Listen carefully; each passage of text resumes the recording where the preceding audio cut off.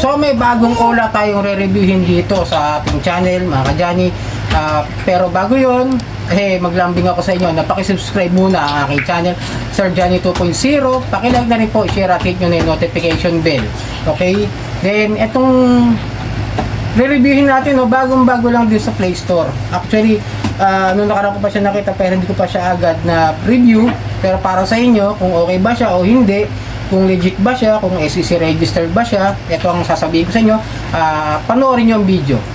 Alright, simulan na natin na reviewin itong si Cash Connect. Kung okay ba to, kung legit ba talaga na nagpapautang ng hanggang 10,000 at meron siyang 120 days na loan term at napakababang interest. Sabi nga niya, sinubukan ko.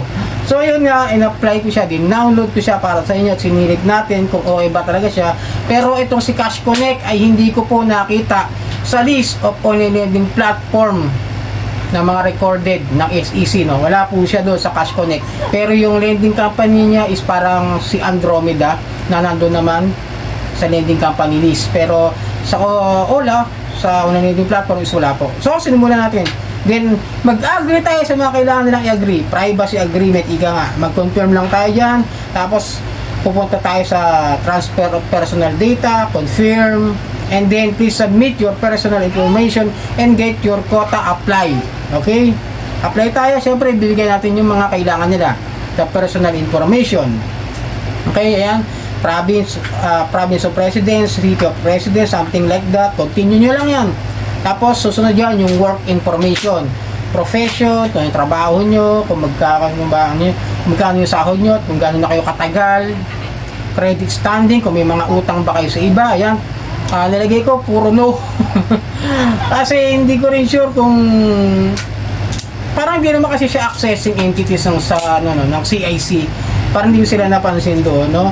Then, maximum overdue payments, yung mga overdue nyo doon sa mga ibang OLA o sa ibang mga lending companies na hindi nyo nabayaran, okay? Tapos total borrowing, number of loans in the past month, continue nyo lang yan. Tapos hihingi sila ng ID information. Siyempre yung ginamit ko, yung meron lang tayo, ang yung UMID, confirm nyo lang po yan. Tapos bank information, no? Okay?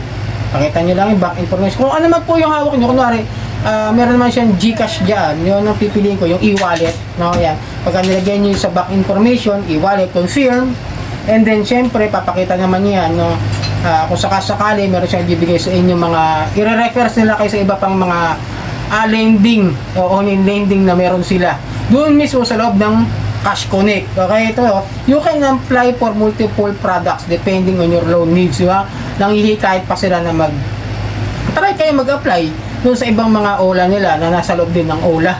Biruin mo, sa isang OLA, ang dami nyo pwedeng hiraman, no? Ayan, pakita ko sa inyo si Cash Connect, unang-una, then si Wallet Link, ayan po, may kasunod pa yan, bukod kay Wallet Link, One Click Loan, Easy Flow Loan, tapos Step Up Loan. Pero pag tinignan mo naman sa mga list of recorded online lending platform, is wala naman po ako nakikitang mga ganun na mga rehistrado, no? Okay, kaya advice ko lang sa inyo, no? Huwag muna kayo maglo-loan kapag ganitong wala sa SEC.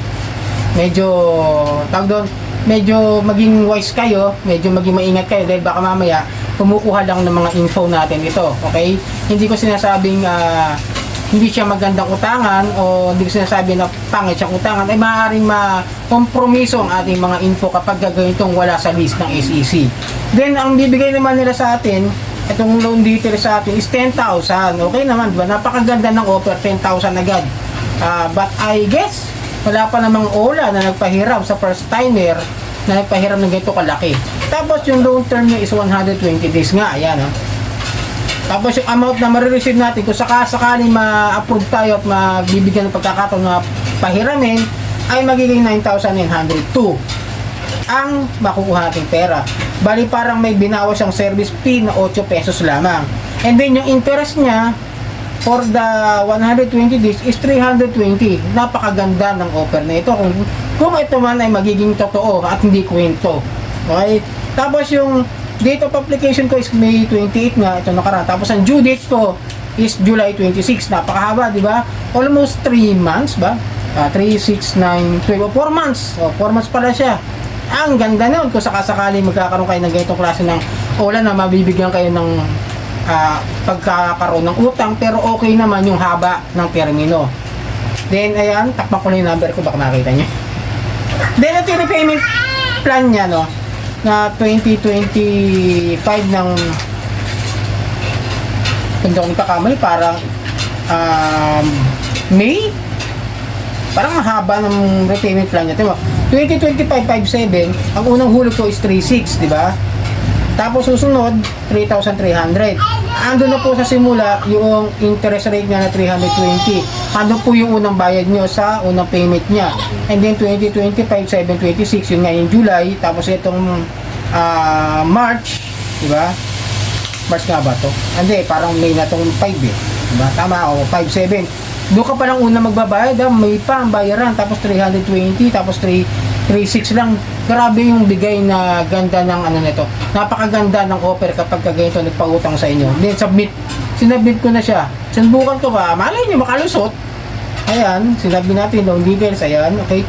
And then naghihingi siya ng request na mabasa niya yung ating mga call logs at ang ating mga SMS messages na apps. Na ibig sabihin, titignan niyang maigi yung ating nasa mga call history at yung mga nagte-text sa atin kung sino-sino. So yun ang pinakasinasabi ko sa inyo, na ingatan ninyo na kapag yan ang hinihingi, medyo may issue na sa akin, medyo mag-ingat na kayo. Parang may trust issues ako sa ganito eh. Bakit kailangan pa nilang basahin yung mga messages na dumarating sa atin at yung mga tumatawag sa atin? So kinonfirm ko pa rin, okay lang, kasi hindi ko pa ginagamit tong pang ano eh, pang kailangan ko pang personal. So yun, successful. Then continue. Hinintay ko siya mga ilang oras din, no? Siguro may mga 2-3 oras bago ko siya ulit tinignan kasi ang tagal niya na mag-process. Under review pa rin siya ng mga ilang oras siya. Then sinilip ko ng mga siguro gabi na talaga. And your qualification does not meet this product. You can apply for other products. A good repayment record will improve your qualification and help you apply for a better product. It means reject. Okay. Reject tayo ron. Pero okay lang. Kasi hindi siya hindi siya kasama sa SEC. Wala siyang, para sa akin, wala siyang recorded on limited platform. Hindi siya kasama ron. Medyo may issue tayo sa mga ganyang bagay. Kaya hindi ko nire-recommend yung mga ganitong klase ng OLA na hindi kasama sa list ng SEC. So yun, sana nakatulong ang video ito at mag-ingat po kayo sa pag-apply ng loan. At ayan, pinakita ko sa inyo kung okay ba yan o hindi. Para sa akin, okay naman yung pautang, pero hindi siya okay sa akin dahil wala siya sa list nga ng SEC. So yun, sana nakatulong sa inyo. At maglambing po ako sa inyo, pakisubscribe ang aking Sir Johnny 2.0, pakilike na po, share at hit yung notification bell para updated po kayo sa mga OLA reviews na ginagawa natin dito. Maraming pong salamat at hanggang sa muli.